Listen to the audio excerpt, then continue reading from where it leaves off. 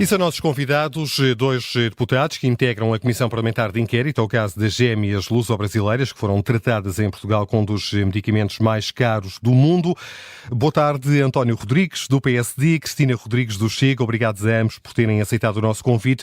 António Rodrigues, começo por si. Ficou esclarecido com a audição de Maria João Ruela sobre a natureza da intervenção da Presidência da República neste caso? Boa tarde a todos, boa tarde à minha colega Cristina Rodrigues. Naturalmente que sim, tal como já tinha ficado esclarecido ontem na intervenção do Dr. Frutuoso de Melo, fica claro que a Presidência e a intervenção da Presidência relativamente a esta matéria se esgotou naquele período de 10 dias que foi desde 21 de outubro até 31 de outubro de 2019, ou seja, a Presidência fez aquilo que normalmente fazem processos desta natureza.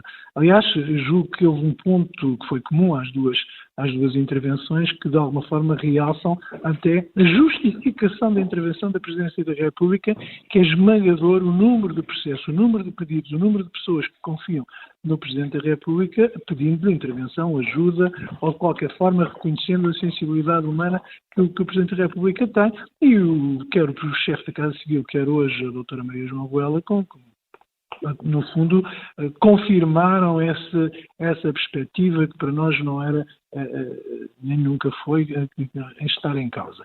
Naturalmente que não é isso também que foi questionado, não é isso que a Comissão de Inquérito tenta encontrar, mas acima de tudo o que resultou houve aqui uma intervenção formal, mas uma intervenção de encaminhamento do processo como fazem em centenas até milhares ao longo de todo o mandato de processos que chegam à Presidência da República, sendo que não tendo poder executivo, têm que encaminhar para outros pontos. Cristina Rodrigues, boa tarde e bem-vinda também. O momento mais tenso da audição foi protagonizado por André Ventura, que acusou Maria João Ruela de estar a mentir. Acha que a assessora do Presidente da República está a tentar proteger o Presidente? Bom, há aqui um ponto, e para já boa tarde a todos e também boa tarde ao meu colega que ainda agora saímos da comissão, mas eu, ao contrário daquilo que foi dito pelo meu colega, acho que foi um depoimento cheio de contradições, o que não ajuda particularmente aqui à descoberta da verdade e gera dúvidas sobre se há de facto aqui uma tentativa de proteção de algum dos visados. Agora, é um facto que em termos das contradições que foram aquelas que nós notámos, e julgo que quem assistiu também terá notado, e esse momento, relativamente a esse momento em particular que nos refere sobre o e-mail ou a forma como a ordem para se ver o que é que se passava com o processo terá sido dada, eu julgo que subsistem dúvidas e aquele ofício que foi recebido a meio da Comissão pela Casa Civil da Presidência da República ainda gera mais dúvidas, porque aquilo que Maria João Ruela tinha dito... falta documentação? Sim, nós vamos fazer um pedido de esclarecimento, porque efetivamente isto depois de termos a ata da Comissão pronta e de visualizarmos novamente a audição, porque efetivamente a ideia que temos é que Maria João Ruela assumiu que tinha um e-mail para si, onde ela constava como destinatária, onde lhe era pedido que ela atuasse perante o processo. E depois este ofício vem contradizer isso. E, portanto, temos aqui duas informações contraditórias em que não podem ser as duas verdadeiras, não é? E, portanto, é preciso verificar se efetivamente qual delas é que será a real. E é um ponto importante porque nós precisamos de perceber de quem é que parte a ordem, qual é que foi concretamente a ordem e é preciso compreender se está aqui a tentar omitir-se alguma informação. O deputado António Rodrigues, por seu turno, teve acesso à informação que obteve por diligência pessoal. Vai partilhar esses documentos com a Comissão e que documentos são esses? Conforme eu tive a oportunidade de dizer, à medida que nós fomos vendo que havia ou que não havia resposta por parte de entidades sobre matéria que a própria Comissão considerava que era relevante, eu tive diligenciei para que nós tivéssemos acesso a esses documentos. Não vou partilhá-los publicamente, vou partilhá-los em sede de comissão apenas e só porque são documentos que interessam ao desenvolvimento para os trabalhos da Comissão. É, no fundo, aquilo que a Comissão já tinha aprovado, quer o processo judicial correu termos no Brasil, e no âmbito desse mesmo processo judicial estava uma das questões que tinha sido autonomizada, mas que era uma questão relevante até para compreender o comportamento das companhias de seguros neste processo, que é a apólice de seguro, portanto o contrato que foi feito entre a mãe das crianças e uma seguradora, e que motivou de alguma forma que no processo que primeiro correu no Brasil, processo clínico que primeiro correu no Brasil e que as gêmeas tiveram acesso inicialmente, mas que depois a própria companhia de seguros se recusou a continuar a suportar e que motivou esse tal processo judicial. Para nós era importante para compreender, acima de tudo, porque é que houve esta mudança? Houve essa mudança primeiro do Brasil para Portugal e depois motivou todo o resto da intervenção que houve em Portugal.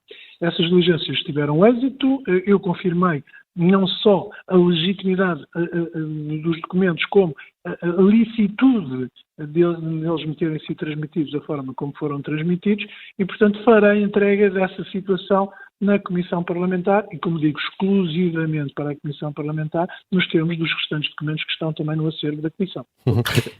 Percebeu, António Rodrigues, quando foi questionado sobre outros casos similares de pedidos que chegam a Belém, percebeu se este teve um tratamento de favor?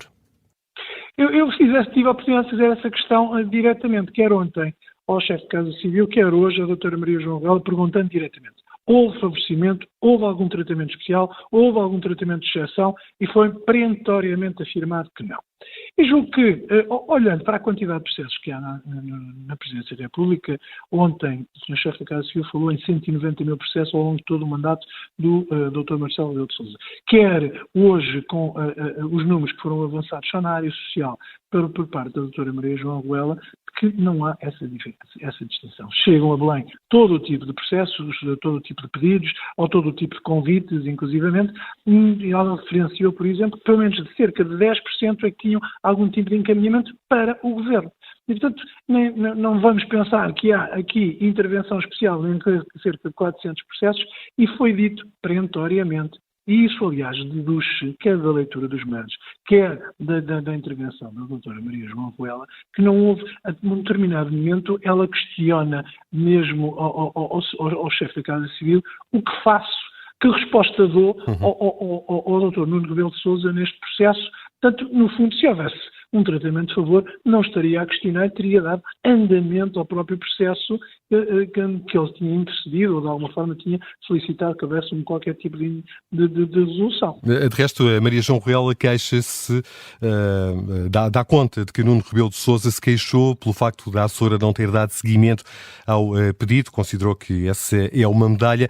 Pergunto-lhe, Cristina Rodrigues, se esta afirmação e se este esclarecimento, esta revelação, não esclarece o essencial, que não terá havido qualquer tratamento de favor por parte da Presidência da República. É assim, houve uma coisa que para mim ficou clara, tanto dessas declarações como das declarações ontem do Dr. Frutuoso Melo, é que de facto Nuno Rebelo de Sousa pretendia uma cunha. Julgo que está por apurar se efetivamente teve ou não teve algum tratamento diferenciado.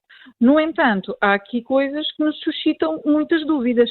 E, por exemplo, uma das circunstâncias diz respeito ao facto de nós termos aqui um terceiro que não é, portanto, visado neste processo diretamente, portanto, não são as filhas dele, não são familiares dele, não são coisa nenhuma, a pedir, portanto, aqui um tipo de interferência para acesso a um medicamento, acesso ao Serviço Nacional de Saúde para estas pessoas, onde ele transmite dados pessoais dessas pessoas, onde uma funcionária da Assembleia da República obtém dados pessoais junto do hospital, e isto é no mínimo bizarro. Primeiro porque eu quero acreditar que se houver qualquer pessoa que contacte a Assembleia da República sobre dados pessoais ou dados de saúde pessoais meus ou de qualquer outro cidadão, que a Assembleia da República não vai dar esses dados.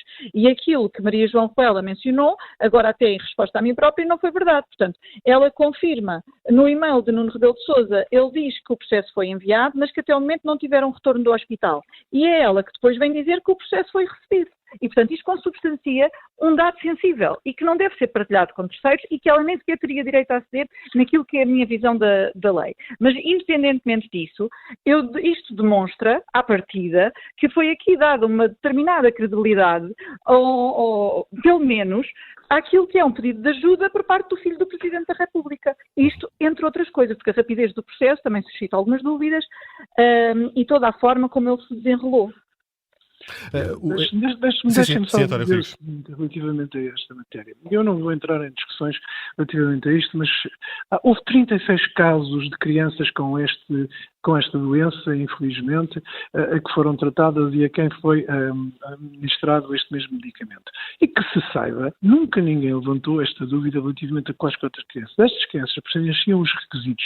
Nada foi ilegal. A mãe era portuguesa. As crianças eram portuguesas. Então, esse tratamento. Aliás, houve quem já dissesse, não quero agora dizer quem, não me recordo quem é que foi, mas que se estas crianças tivessem sido apresentadas na urgência num hospital qualquer em Portugal, elas teriam tido este tratamento de imediato. Aliás, o chefe de Casa Civil ontem referenciou esse mesmo tipo de situação.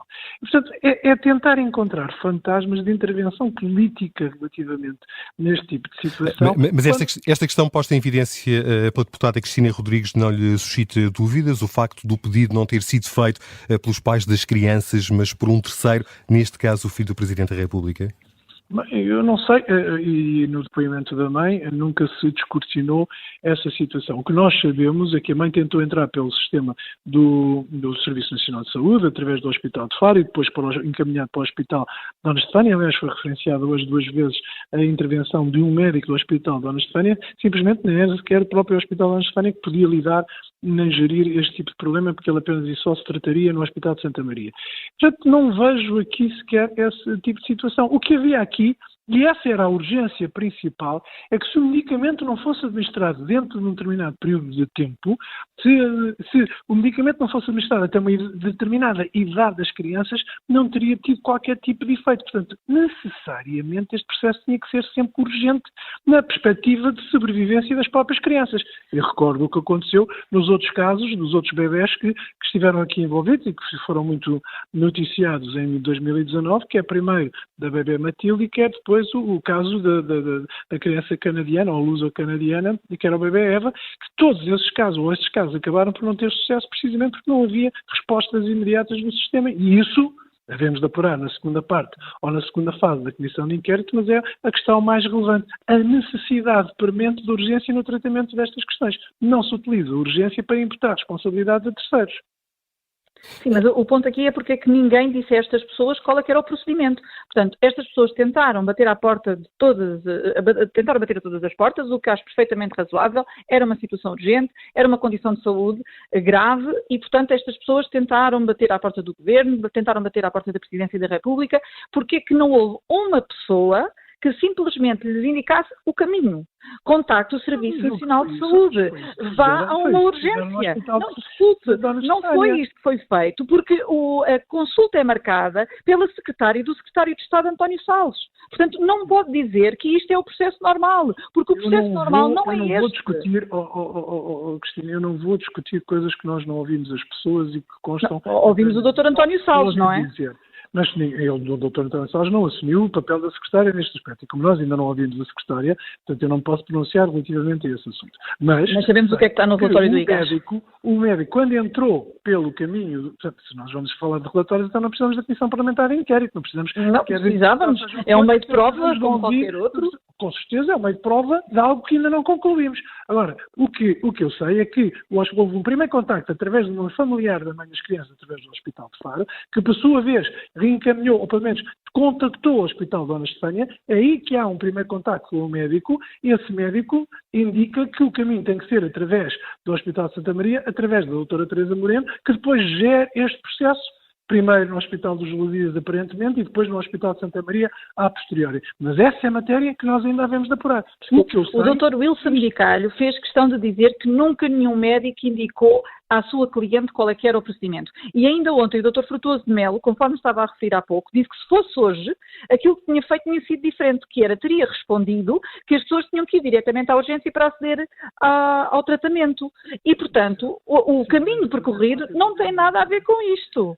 O caminho percorrido foi outro. é tão inadequado, íamos por aí, quanto dizer em 2024 aquilo que devíamos ter feito em 2019, por um lado. Por outro lado, a própria doutora Teresa Moreno, que ainda por cima era diretora clínica nessa altura, podia ter tido essa oportunidade e também teve hesitações e diferenças, porque no Hospital de Santa Maria o assunto também não se processou assim. E é isso que nós vamos apurar. Mas isso vamos ter que ver quando ouvirmos a doutora Teresa Moreno, que será uma das audições principais. Por isso é que eu não vou discutir o futuro, quanto muito posso comentar o que aconteceu hoje e aquilo que nós apurámos até agora, sem chegarmos às conclusões, porque ainda não as fizemos. Não de todo, até porque todo o processo tem sido extremamente opaco. Cristina Rodrigues dizia há pouco que a audição da médica Teresa Moreno vai ser determinante para se perceber exatamente o que se passou. Sim, dizia isso porque para percebermos como é que o caso lhe chega, para percebermos porque é que ela numa primeira fase considera que as crianças não são elegíveis para aquele determinado tratamento e numa fase posterior passam a ser, e portanto também era importante apurar, que ainda não conseguimos, porque é que no Hospital Dona Estefânia é recusado o tratamento das meninas e depois no Hospital de Santa Maria, através eventualmente ou alegadamente da marcação da consulta pelo secretário e do Sr. Secretário de Estado, finalmente eles conseguem entrar, digamos assim, no Serviço Nacional de Saúde. E, portanto, eu julgo que a doutora Teresa Moreno será uma chave fundamental aqui para conseguirmos esclarecer estas dúvidas que agora foram levantadas. É também a sua perspectiva, António Rodrigues, em função daquilo que sabe e do que falta saber? Como eu lhe disse antes, eu não vou comentar nunca aquilo que nós não discutimos e as pessoas que não ouvimos. Eu não faço numa comissão parlamentar de inquérito de futurologia nem aquilo que vai acontecer. Temos um elenco de 30 e tal pessoas para ouvir, temos um conjunto de coisas para poder apurar e é nessa fase depois que podemos discutir essa matéria. Agora, é apenas especulação relativamente àquilo que está a acontecer e eu não vou contribuir para a especulação em momento algum. Vou contribuir para os factos, aqueles que já ouvi, aquelas que são as minhas convicções daquilo que já passou. Agora, para o futuro, eu não vou poder entrar por essa via, porque eu não ouvi pessoas, eu não analisei a prova em função daquilo que foi feita ou foi dito por parte dos expoentes e, portanto, eu não vou poder especular sobre essa matéria. António Rodrigues, Cristina Rodrigues, muito obrigado pela vossa presença neste Tira-Temas, que se segue a mais uma audição na Comissão Parlamentar de Inquérito ao caso das gêmeas luso-brasileiras. Foi hoje ouvida a assessora do Presidente da República, Maria João Ruela.